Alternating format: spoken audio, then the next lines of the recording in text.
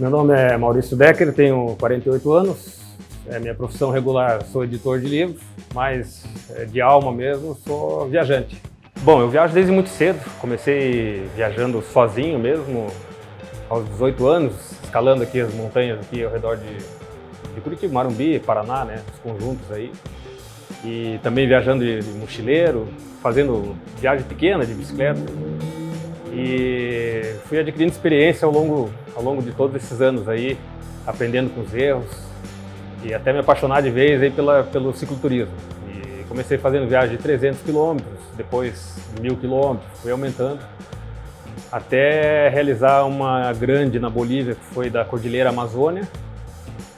E depois me empolguei, acabei fazendo, isso foi em 2012, depois eu fiz em 2015, eu saí do Brasil, fui até a maior colônia de pinguim de Magalhães, fora da Antártida. Essa durou 60 dias, foi uma viagem sem pressa, eu tinha tempo, eu tinha dinheiro, eu já trabalhava em home office. E me programei ali para fazer essa viagem com bastante tempo, para poder entrar nos lugares National Geographic, para poder acompanhar os lobos marinhos, os pinguins, os elefantes marinhos. Então eu passava num lugar, não tinha essa de passar batido, chegar em algum lugar por algum tempo. Eu entrava mesmo, nem que o desvio fosse de 100 km ou mais, para voltar tudo, para poder ir nessas regiões e ficar sozinho ali. Uma experiência National Geographic mesmo, lembrando de quando eu era adolescente e via na TV a cabo aquelas Península Valdez e tal, e vivendo aquilo de fato. Essa viagem dos Andes era uma ideia muito antiga, né? Eu conheci essa história quando eu tinha 16 anos, quando eu li o livro do Piers Paul Reed, que foi o primeiro livro lançado logo após o acidente. O acidente foi em 72, ele passou o ano de 73 escrevendo e entrevistando todos os envolvidos ali, tanto os que passaram pela história ali na montanha, quanto os familiares, o pessoal das buscas e tal. Foi um livro muito completo, se chamou Sobreviventes. Eu li aos 16 e, coincidentemente, saiu o filme logo em seguida, Vivem, né, de 92 ou 93, se não me engano. E desde então aquela história ficou ali na minha cabeça. Eu com 16 anos já lia muito, tinha começado a ler, mas já fui um leitor voraz até os 18, quando eu comecei a comer livro de fato e ler 3 livros por semana. E aí com 18, quando eu comecei a fazer montanha, depois bike e tal, eu sempre fiquei com aquela ideia, um dia eu vou até o avião lá, mas era sonho de adolescente, assim, um dia eu vou fazer isso. Quando veio a pandemia e foi se aproximando dos 50 anos da história, eu comecei a botar na cabeça, poderia, quem sabe, pelos 50 anos da história, ir até lá e fazer. No primeiro momento pensei em ir sozinho, ir lá até o avião, que era um sonho meu, mas comecei a treinar para essa viagem, e comecei a pensar, bolar, falei, por que não sair da casa de um dos sobreviventes? Por que não fazer essa ponte, sair de lá e ir até uma coisa mais significativa? E dentro da minha cabeça a história foi ganhando um volume. Comecei a pensar, por que não fazer uma camiseta para presentear os caras com um layout do time de rugby, que é essa camisa aqui. Eu faço uma camiseta de bike que eu vou usar na estrada e aproveito e presenteio os sobreviventes. E aí fui bolando tudo e acabou que no final eu mandei fazer essas camisetas. Eu fiz uma pro Roberto Canessa e uma pro Nando Parrado, os dois que atravessaram a montanha em busca de ajuda para salvar todo mundo, com o número 16 nas costas, o nome de cada um, pelo número de sobreviventes. Eu fiz uma para mim, que é essa aqui que eu fiz duas, né, com o número 50, com o meu nome pelos 50 anos da história. Uma delas eu fui revezando para poder ir lavando durante a viagem, uma delas eu entreguei para o Roberto Canessa depois da viagem, para ser entregue para o Museu dos Andes, lá em Montevidéu. A outra com o número 29, o número dos mortos, escrito Andes 72 nas costas. Essa eu depositei lá onde estão os restos dos 29 que pereceram na montanha. E ainda uma camiseta para o Sérgio Catalã, que foi o arrieiro que salvou eles do outro lado, depois de 10 dias de caminhada, o chileno. E, infelizmente o Sérgio Catalã já tinha falecido há pouco tempo quando eu cheguei lá, mas eu consegui fazer com que essa camiseta, com o número 17, porque ele se transformou no 17º membro dos sobreviventes, consegui que essa camiseta fosse entregue para a viúva dele, lá onde ele vivia, perto de Los Maitenes, onde resgataram o Nando e o Canessa, ali em São Fernando, em Puente Negro, em São Fernando. Essa camiseta foi entregue para a família também, tem uma fotografia e tal registrada. Enfim, essa história cresceu, eu consegui bolar tudo isso e consegui o contato do Roberto Canessa com um camarada de Chapecó, Ele era amigo de muitas pessoas ali que morreram no voo da Chape. E quando aconteceu essa tragédia da Chapecoense, o Canessa entrou em contato com o pessoal ali para dar um alento e tal, e eles acabaram se conhecendo. Eu fazendo as minhas pesquisas para ir até o avião, eu queria saber o horário de como cruzar os rios, o horário, né, até que horário eu podia passar por causa do degelo, as temperaturas, o que levar, o que não, né, o tipo de terreno, enfim, estudando toda a logística da viagem para que ocorresse tudo bem. Eu vi uma foto desse cara com o Canessa na casa do Canessa. E aí eu falei, pô, se eu conseguir o contato desse cara, de repente eu consigo uma ponte e tal. Consegui o e-mail dele, entrei em contato, a gente se falou por telefone, ele foi super solícito, me atendeu super bem, e falou, não, vou tentar falar com o Canessa para ver, né, se rola e tal. E eu estava fazendo uma viagem em outubro e novembro de 2021, com o meu sobrinho, a gente fez 10 mil quilômetros de carro na Argentina e na volta, passando pelo Uruguai, eu entrei em contato com o Canessa. Falei, tô passando pelo Uruguai e tal, será que a gente podia conversar? O Canessa imediatamente ligou para mim, em vez de responder a mensagem. Ele me ligou e falou, não, vem até minha casa, quero que você venha aqui amanhã e tal. Para minha surpresa, e aí fui conhecer o Canessa pessoalmente, me recebeu super bem. E ele falou, tenho só meia hora, porque eu tô embarcando para Barcelona, que eu vou dar assistência pro diretor do filme, que é esse filme que saiu agora na Netflix e que tá bombando aí, que é muito bom, recomendo. Realmente passa aqueles... Dá para ter uma noção do que eles passaram ali, né? E o Canessa, enfim, tirou essa meia horinha que mesmo indo atender o diretor do filme em Barcelona e tal, tirou essa meia horinha para me receber. E ali a gente se conhecendo e tal, ele viu que eu não era nenhum maluco que estava fazendo isso à toa, tinha um certo histórico e tal, e combinamos de eu sair da casa dele quando eu fosse, enfim, empreender a viagem. Na minha cabeça já tinha mais ou menos uma data, a gente falou, meados ali do meio de fevereiro para frente. Eu queria pegar a última janela antes das nevascas, eu queria entrar mais sozinho na montanha depois da temporada dos turistas. Vai muita gente a cavalo, vai muitas expedições lá com muita gente durante o verão. E eu queria sair um pouco dessa temporada, mas ao mesmo tempo não adentrar tanto o período das nevascas, que até o pessoal que tem os animais ali, os últimos seres humanos ali na entrada da cordilheira ali, eles retiram os animais por causa das grandes nevascas. Eu queria entrar nesse período aí, nessa janela. E, enfim, combinei com o Canessa, saí da casa dele dia 21 de fevereiro, uma data muito significativa para mim, foi escolhida a dedo, eu sei por quê. E dia 20 eu cheguei na casa do Canessa, ele me recebeu muito bem. A princípio já me levou para o hospital onde ele trabalha, para acompanhar o trabalho dele e tal. Retornamos para a casa dele, me convidou para almoçar. Mesmo eu recusando, eu falei, não, Roberto, que é isso, né? Ele, não, você vai almoçar com a gente e tal. Durante o almoço, a princípio eu ia dormir de barraca no quintal da casa dele, uma casa grande e tal, em Carrasco, no bairro onde eles cresceram, viveram. E aí a esposa dele falou, não, Maurício vai dormir aqui dentro de casa com a gente e tal.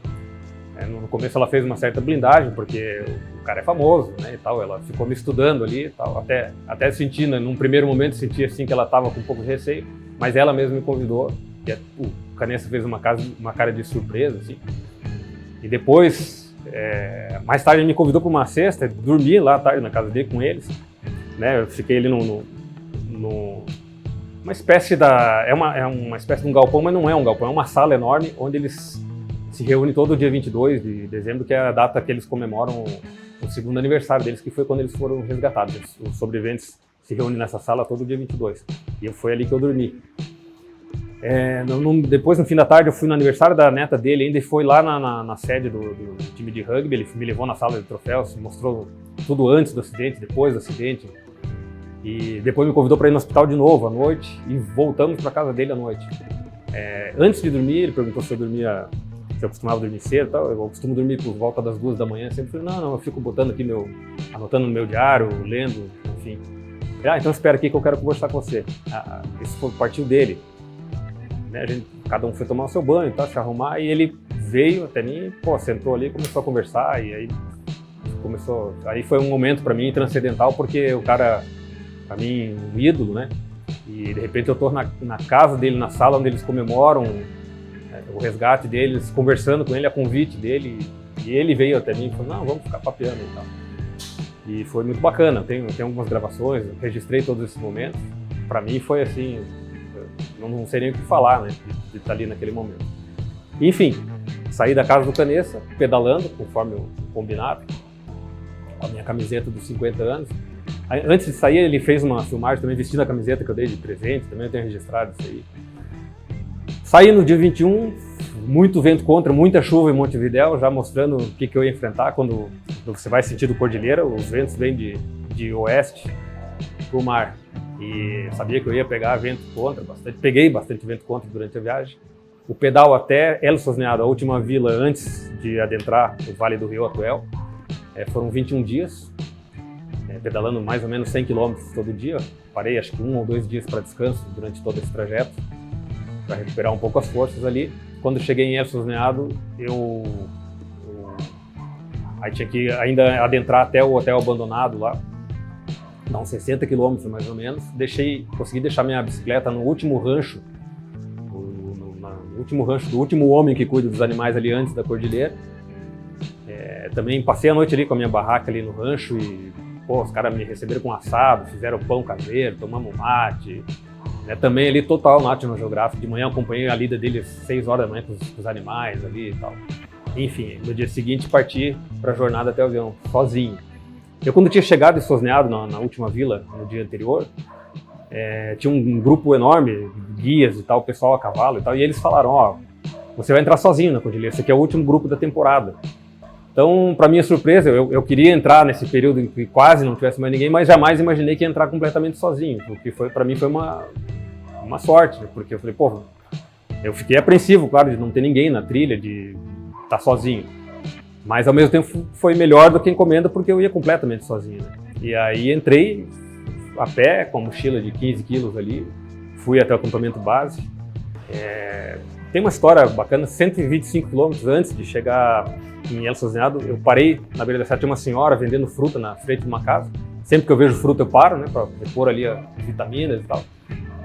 E essa senhora olhou a camiseta, ela conhecia a história e tal, começou a fazer perguntas e tal, e eu falei, vou para Sosneado, vou até o avião. E aí ela falou, você vai conhecer um grande amigo meu, lá manda um abraço para ele é dono do único restaurante na vila, provavelmente vocês vão se conhecer. E de fato, quando eu cheguei 125 quilômetros depois, cruzei um deserto antes de chegar lá, quando eu cheguei, procurei pelo homem que ela falou e falei, dona Ernestina mandou um abraço pro senhor. Ela é amiga da família, tantos anos que a gente não se vê, que bacana. Nisso ele já me convidou para jantar, né? Me ofereceu uma janta com vinho e tal. E pediu para no dia seguinte eu conversar com ele no café da manhã, antes de sair. Aí eu procurei ele pela manhã e ele falou, olha, o acampamento que você vai passar lá, eu sou o dono da concessão, então você não vai pagar nada, você é meu convidado, e eu vou te dar aqui um salvo-conduto aqui para o Fabian, que está lá desmontando o acampamento, te servir com o que for necessário lá. E eis que minha viagem terminou, eu adentrando sozinho a cordilheira. Quando eu chego no acampamento Barroso, lá no acampamento base, o Fabian me recebeu numa barraca refeitória com tudo que você imaginar, com arroz carreteiro, com fruta, com chocolates, com não sei quantos tipos de café. Fui tratado como um rei, assim, sozinho, lá, e por essas coincidências da viagem de bike, né? E aí tem um momento ápice, assim, que eu estava na minha cadeirinha, olhando o vale com as estrelas, assim, ali naquele momento, falando, amanhã eu chego até o avião, mais um sonho realizado e tal. Putz, só faltou uma garrafa de vinho. Eu não podia carregar porque só podia carregar meus víveres, meu alimento, água, coisa para sobrevivência, se virasse um tempo que ficasse com temperatura muito baixa e tal. Então tudo que eu tinha ali era para sobrevivência. Abri mão do meu vinhozinho sagrado e pensei, putz, só faltou isso aí. Nisso que eu tô pensando, abre a barraca refeitória e o Fabiano dá um grito lá, Maurício, você toma um uísque? O cara vem com daquela garrafinha de bolso e me oferece assim, putz, ali acho que os deuses ali da montanha estavam coroando, né? E aí no dia seguinte fui até o avião.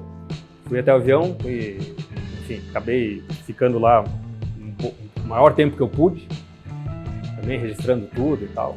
E voltei e passei um perrenguinho na volta, cruzando o rio Atuel, que era o último rio para voltar, lá no Cerro El Sosneado, né, no Vale do Atuel.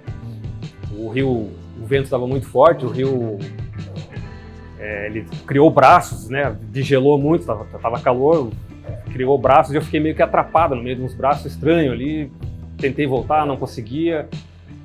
O rio é muito largo, né? E tinha pedaços, para parte do rio muito fundo, com correnteza muito grande. Eu comecei a me preocupar porque o horário estava passando.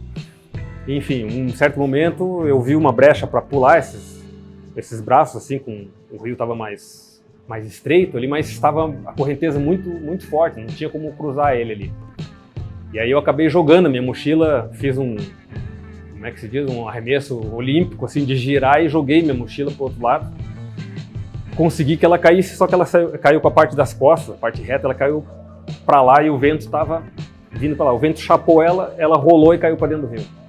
Nisso eu vi minha mochila indo com a velocidade do rio, com tudo que eu tinha ali dentro, e eu fui correndo pela margem, acompanhando a mochila, só que ela estava do outro lado da margem.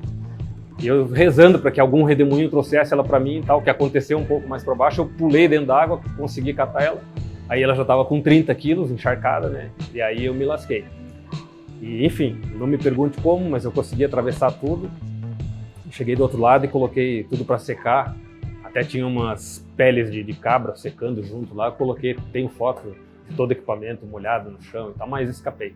Em última hipótese, se a mochila fosse embora, o Rio Atuel é relativamente curto, tem só uns 1000 quilômetros, né? Eu não ia conseguir correr atrás dela, tudo isso. Em última hipótese, com certeza eu ia dar um jeito de atravessar o rio e ir até o rancho onde eu deixei minha bicicleta, né? Mas foi um perrenguinho, assim, talvez o maior que eu tenha passado até hoje. Nunca tinha passado uma situação assim extrema nesse ponto.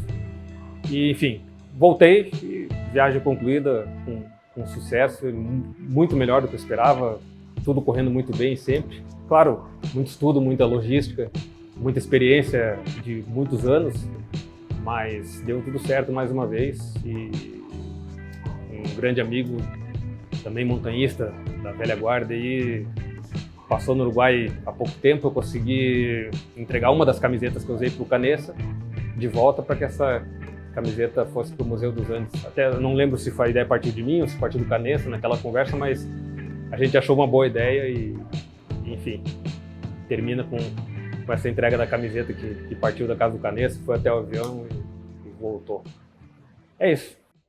Hola Canessa, acá está, conforme prometido, una primera ahí de homenaje a los 29 que se quedarán acá en bici todo este tramo desde tu casa, y acá estoy depositando este homenaje para tus amigos que se quedaron acá en la montaña. Voy a poner abajo de una placa acá para que el viento no se lleve, y ahí está.